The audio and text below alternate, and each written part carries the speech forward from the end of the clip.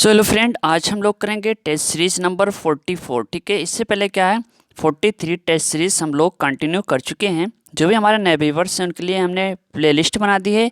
सो description box में आप जाकर वहां से स्टडी कर सकते हैं। ठीक है, तो वेरी इंपॉर्टेंट क्वेश्चन इस वीडियो में शामिल है। आइए देखते हैं आज का पहला क्वेश्चन।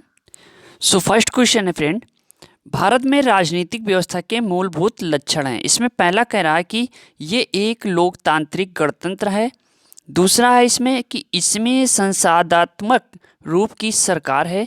और तीसरा है सर्वोच्च सत्ता भारत की जनता में निहित है। चौथा, ये एक एकीकृत शक्ति का प्रावधान करती है। नीचे दिए गए कोड की सहायता से सही उत्तर का चयन कीजिए। तो देखिए यहाँ पे राइट ऑप्शन होगा ऑप्शन बी, पहला, दूसरा और तीसरा। देखिए, भारत में राजनीतिक व्यवस्था के मूलभूत लक्षण यानी ये एक लोकतांत्रिक गणतंत्र है, इसमें संसदात्मक रूप की सरकार है तथा सर्वोच्च सत्ता भारत की जनता में निहित होती है। ठीक है, तो यहाँ पे ऑप्शन 4 जो है वो सही नहीं है। ठीक, चलिए नेक्स्ट क्वेश्चन है, निम्नलिखित में से किसे स्वतंत्र भारत के प्रथम मंत्रिमंडल में शिक्षा विभाग सौंपा गया था। तो यहाँ पे राइट ऑप्शन होगा ऑप्शन बी, मौलाना अबुल कलाम आज़ाद। देखिए, स्वतंत्र भारत के प्रथम मंत्रिमंडल यानी 1947 में शिक्षा विभाग मौलाना अबुल कलाम आज़ाद को सौंपा गया था, जबकि स्वतंत्रता पूर्व गठित अंतरिम मंत्रिमंडल यानी 1946 में शिक्षा विभाग सी राजगोपालाचारी को दिया गया था। ठीक है, अगर 1947 की बात आई तो मौलाना अबुल कलाम आज़ाद, और अगर अंतरिम मंत्रिमंडल की बात आई यानी 1946 की तो सी राजगोपालाचारी। ठीक है, चलिए अगला प्रश्न है, निम्नलिखित में से कौन सा राज्यपाल की शक्तियों से संबंधित नहीं है। देखिए, यहाँ पे राइट ऑप्शन होगा ऑप्शन ए यानी राजनयिक और सैन्य शक्तियां। अगर हम बात करें तो राज्यपाल को राजनयिक और सैन्य शक्तियां नहीं प्राप्त हैं, जबकि राज्यपाल राज्य के महाधिवक्ता की नियुक्ति, राज्य विधानसभा के सत्र को आहूत करना, स्थगन करना और भंग करने जैसी शक्तियां एवं किसी दोषी व्यक्ति के दंड को कम करना या दंड की प्रकृति में परिवर्तन की शक्ति राज्यपाल में है। किंतु राष्ट्रपति की तरह राज्यपाल दंड को पूर्ण रूप से माफ नहीं कर सकता। ठीक है, चलिए नेक्स्ट क्वेश्चन है, भारत के संविधान की उद्देशिका जो 26 नवंबर 1949 को अंगीकृत की गई थी, मूलतः भारत का वर्णन किस रूप में करती है। पहला है प्रभुता संपन्न गणराज्य, दूसरा है लोकतांत्रिक गणराज्य, तीसरा है समाजवादी गणराज्य और चौथा है धर्मनिरपेक्ष गणराज्य। नीचे दिए गए कोड का प्रयोग कर सही उत्तर चुनिए। देखिए, 4 ऑप्शन है, तो यहाँ पे राइट ऑप्शन होगा ऑप्शन बी, पहला और दूसरा। ठीक है, तो फ्रेंड यहाँ पे पहला और दूसरा यानी प्रभुता संपन्न गणराज्य, लोकतांत्रिक गणराज्य। इसमें क्या है, 42वें संविधान संशोधन 1976 द्वारा समाजवादी, पंथ निरपेक्ष और अखंडता शब्द शामिल किए गए। ठीक है, चलिए अगला प्रश्न है, भारत के संविधान के अनुच्छेद 19 द्वारा प्रत्याभूत अधिकारों में निम्नलिखित में से क्या नहीं है। क्वेश्चन नंबर 5, यहाँ पे राइट ऑप्शन है ऑप्शन सी, अपनी पसंद के धर्म का पालन करने की स्वतंत्रता। देखिए, भारत के संविधान के अनुच्छेद 19 द्वारा प्रत्याभूत अधिकारों में अपनी पसंद के धर्म का पालन करने स्वतंत्रता शामिल नहीं है, जबकि उपरोक्त अन्य सभी अनुच्छेद 19 में शामिल तत्व हैं। ठीक है, चलिए सो नेक्स्ट क्वेश्चन है, निम्नलिखित में से कौन भारतीय संविधान की प्रस्तावना में उल्लेखित नहीं है। देखिए, यहाँ पे नई शब्द लगा है जो हमें कंफ्यूज करते हैं। ठीक है, बार बार एग्जाम में। सो यहाँ पे राइट ऑप्शन होगा ऑप्शन डी यानी धार्मिक न्याय। अगर हम बात करें तो भारतीय संविधान की प्रस्तावना में धार्मिक न्याय का उल्लेख नहीं किया गया है। भारतीय संविधान की प्रस्तावना में न्याय के अंतर्गत, ठीक है, सामाजिक, आर्थिक और राजनीतिक न्याय की अवधारणा को शामिल किया गया है। न्याय की अवधारणा रूस के संविधान से प्रेरित है। चलिए अगला प्रश्न है, भारत के संविधान की उद्देशिका के संबंध में निम्न में से कौन सा कथन असत्य है। तो यहाँ पे राइट ऑप्शन है ऑप्शन डी, यानी पंथ निरपेक्ष शब्द सदैव उद्देशिका का अंश था। देखिए 42वें संविधान संशोधन में 1976 द्वारा इसमें समाजवादी, पंथ निरपेक्ष और अखंडता शब्दों को भी शामिल किया गया, ये भी ध्यान दीजिएगा, ठीक है। चलिए अगला प्रश्न है, भारत के संसद के बारे में निम्नलिखित में से क्या सही नहीं है। तो यहाँ पे राइट ऑप्शन है ऑप्शन बी, यानी लोकसभा में मनोनीत सदस्य नहीं होते। देखिए भारतीय संसद राष्ट्रपति, लोकसभा और राज्यसभा से मिलकर बनती है। इसमें राज्यसभा को कभी भंग नहीं किया जा सकता। राज्यसभा में 12 सदस्यों का मनोनयन राष्ट्रपति कर सकता है और लोकसभा में 2 सदस्यों का मनोनयन राष्ट्रपति करता है, ठीक है। चलिए नेक्स्ट क्वेश्चन है, निम्न कथनों पर विचार कीजिए। पहला है, संयुक्त राष्ट्र हर साल 22 मई को अंतर्राष्ट्रीय जैव विविधता दिवस मनाता है। दूसरा है, वर्ष 2021 की थीम हमारे समाधान प्रकृति में है। निम्नलिखित कूटों में से सही का चयन करें। तो देखिए यहाँ पे राइट ऑप्शन है ऑप्शन ए, केवल पहला सही है। संयुक्त राष्ट्र हर साल 22 मई को अंतर्राष्ट्रीय जैव विविधता दिवस मनाता है, ठीक है। चलिए सो नेक्स्ट क्वेश्चन है, निम्नलिखित में से किसने राष्ट्रपति शासन को मृत पत्र की संज्ञा दी थी। तो यहाँ पे राइट ऑप्शन है ऑप्शन बी, भीमराव अंबेडकर।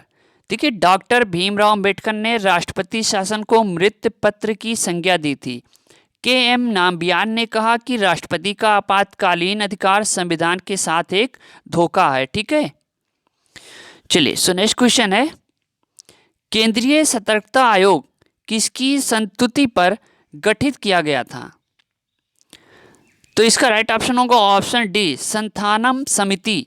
समझे, केंद्रीय सतर्कता आयोग संथानम समिति की स्तुति पर गठित किया गया था। संथानम समिति की सिफारिश पर 1946 में केंद्र सरकार द्वारा प्रस्ताव पारित करके इस आयोग की स्थापना की गई थी। 1964 है, ठीक है, ध्यान दीजिएगा। 1964 में इसकी स्थापना हुई थी, किसकी, संथानम समिति की सिफारिश पर केंद्रीय सतर्कता आयोग की, ठीक। चलिए अगला प्रश्न है, निम्न को सुमेलित कीजिए, सूची 1 एवं सूची 2। तो यहाँ पे राइट ऑप्शन होगा ऑप्शन ए।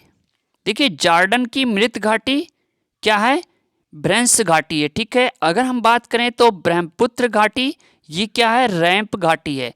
अगर हम बात करें जर्मनी का ब्लैक फॉरेस्ट पर्वत, तो ये क्या है कि ब्लॉक पर्वत है, ठीक है।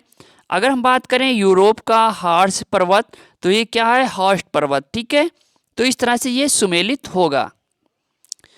चलिए नेक्स्ट क्वेश्चन है, निम्नलिखित कथनों पर विचार कीजिए। पहला है, आग्नेय चट्टानों को प्रारंभिक चट्टानें कहा जाता है। दूसरा है, प्राथमिक शैलों में सोना तथा प्लेटिनम आदि का अभाव होता है। उपरोक्त में से सत्य कथनों का चुनाव करें। तो देखिए यहाँ पे राइट ऑप्शन होगा ऑप्शन ए, यानी आपका ऑप्शन ए सही है, पहला सही है। देखिए आग्नेय शैल को प्राथमिक शैल कहते हैं। इनका निर्माण पृथ्वी के आंतरिक भाग के मैग्मा और लावा से होता है। प्राथमिक शैलों में आपके लोहा, निकेल, सीसा, तांबा, जस्ता, क्रोमाइट, मैग्नीज, सोना तथा प्लेटिनम आदि पाया जाता है, ठीक है। अतः ये चट्टानें आर्थिक रूप से उपयोगी मानी जाती हैं। चलिए सो नेक्स्ट क्वेश्चन है यहाँ पे, निम्न में से कौन सी औषधि चट्टानें हैं। पहला है इसमें है लोयस, दूसरा है मोरेन और तीसरा है स्लेट। तो यहाँ पे राइट ऑप्शन होगा ऑप्शन ए, पहला और दूसरा, ठीक है, तीसरा नहीं आएगा ऑप्शन में। देखिए लोयस तथा मोरेन औषधि चट्टानें हैं, जबकि स्लेट ये क्या है, ये रूपांतरित या कायांतरित चट्टानें, ठीक है। लोयस गर्म एवं शुष्क प्रदेशों में वायु के द्वारा निर्मित होती है। मोरेन ग्लेशियर के अपरदन से मोरेन चट्टानों का निर्माण होता है। तो कुछ इस तरह से आपके पीसीएस एग्जाम में क्वेश्चन आ रहे हैं जो हम आपके सामने लेकर आए हैं, ठीक है। चलिए सो नेक्स्ट क्वेश्चन है, निम्न को सुमेलित कीजिए, सूची 1 एवं सूची 2। देखिए यहाँ पे राइट ऑप्शन होगा ऑप्शन बी, लेकोलिथ छत्रक के सामान गुंबदाकार, ठीक है। साथ में बैथोलिथ, गुंबदाकार रूप। फैकोलिथ, पर्वतों स्वरूप अवनति और अभिनति, यानी ऑप्शन 4। लेपोलिथ, तश्तरी के आकार का जमाव। तो इस तरह से आप लोग सुमेलित कीजिएगा और इसको नोट भी कर लीजिएगा, ठीक है, जो भी क्वेश्चन आपको इंपॉर्टेंट लगे। चलिए, सो नेक्स्ट क्वेश्चन है, भारत में राष्ट्रीय लाख अनुसंधान केंद्र किस राज्य में स्थित है? तो इसका राइट ऑप्शन होगा ऑप्शन बी, यानी झारखंड में। देखिए, भारत में राष्ट्रीय लाख अनुसंधान केंद्र झारखंड राज्य में रांची के नामकुम नामक स्थान पर स्थित है। लाख के उत्पादन में झारखंड राज्य का प्रथम स्थान है। लाख कीट का पालन पलाश, कुसुम, बबूल और बरगद के वृक्षों पर किया जाता है। इस संस्थान की स्थापना 20 सितंबर 1924 को की गई थी, ठीक है। डेट पूछे तो 1924 इज राइट ऑप्शन होगा। ओके फ्रेंड, चलिए अगला क्वेश्चन है, सूर्य के संदर्भ में निम्न कथनों पर विचार करें। पहला है कि सूर्य की ऊपरी सतह जो दिखाई देती है प्रकाश मंडल कहलाता है। दूसरा है, प्रकाश मंडल मुख्य रूप से हाइड्रोजन गैस का बना होता है। तीसरा है, सूर्य किरीट या कोरोना किरणों को विकीर्ण करने की क्षमता रखता है। उपयुक्त में से सत्य कथन का चुनाव करें। तो देखिए, यहाँ पे राइट ऑप्शन होगा ऑप्शन डी, पहला, दूसरा और तीसरा। सूर्य एक गैसीय पिंड है, ठीक है। सूर्य की ऊपरी सतह जो दृश्य योग है प्रकाश मंडल कहलाता है। इसी सतह से किरणों का विकिरण होता है। प्रकाश मंडल का ऊपर का भाग क्या है? वर्णमंडल कहलाता है, ठीक है, ये ध्यान दीजिएगा। चलिए अगला क्वेश्चन है, भूपर्पटी यानी क्रस्ट पर पाए जाने वाले तत्वों की मात्रा के अनुसार सुमेलित करिए। यहाँ पे सूची 1 एवं सूची 2। देखिए, यहाँ पे राइट ऑप्शन होगा ऑप्शन बी, ठीक है।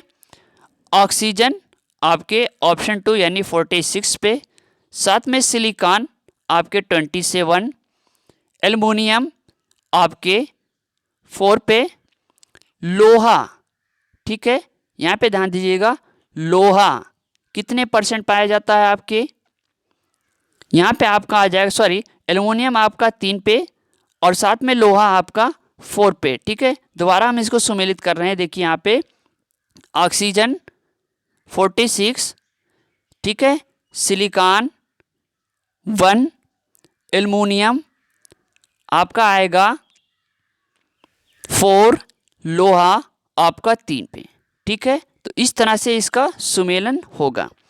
तो फ्रेंड, ये थी टेस्ट सीरीज नंबर 44, ठीक है। इससे पहले क्या 43 टेस्ट सीरीज हम लोग कर चुके हैं। जो भी नहीं किए हैं, जो भी नए व्यूअर्स हैं, वो हमारे डिस्क्रिप्शन बॉक्स में जाएंगे, नीचे लिंक है, वहाँ पे प्लेलिस्ट बनी है, ठीक है, यूपी पीसीएस प्री 2022 के नाम से, उस पर क्लिक कीजिए और सारी वीडियो को अच्छे से स्टडी कीजिए, ठीक है। 1 से 2 बार जरूर दिन में इसको आप ट्राई कीजिए, क्योंकि टेस्ट सीरीज बिना आपका प्री एग्ज़ाम क्लियर नहीं होगा। और इसी टाइप के क्वेश्चन आपके यूपी पीसीएस एग्जाम, यानी जब से पैटर्न चेंज हुआ यूपीएससी पैटर्न पे पूछे जा रहे हैं, ठीक है। तो मिलते हैं हम नेक्स्ट वीडियो के साथ। थैंक यू, धन्यवाद, जय हिंद, जय भारत।